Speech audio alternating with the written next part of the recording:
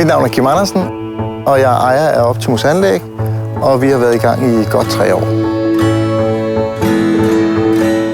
Det er jo altid svært at snakke om man har succes eller ej. Vi kan jo bare godt se, at det er gået rigtig godt for os, og det er den største del, det er takket være vores medarbejdere, som agerer på den måde, som vi gerne vil have det ud fra vores værdier.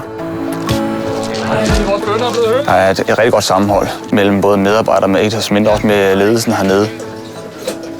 Jeg tror, at vi skiller os ud for den måde, som vi er så imødekommende, behjælpelige, men også bare venlige over for de folk, vi møder, og ikke mindre vores samarbejdspartnere. Der er vi hele tiden meget medgørlige over for dem og meget fleksible også. Det tror jeg virkelig er en stor faktor her.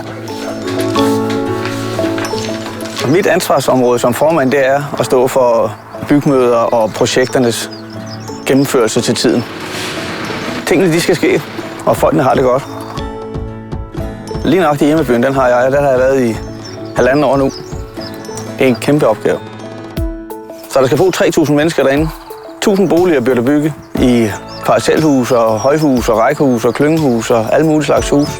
Så skal vi lave fortov og adgangsveje til de beboere, der kommer derud. Altså det, der har været vores største udfordring, det er faktisk at skaffe medarbejdere i sådan en lille branche, som menneskehandlerbranchen er. Det er svært. Der er lidt mangel på folk. Altså folk, de vil hellere sidde bag ved en computer og arbejde. Der er ingen, der gider at holde på en skovl mere.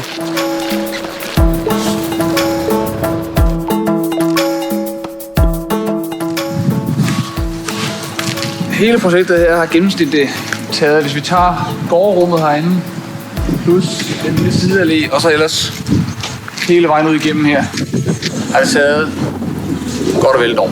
Jamen, det specielle med den opgave, det var, at hele projektet skulle bygges op om, at vi skulle dimensionere et parkeringsdæk.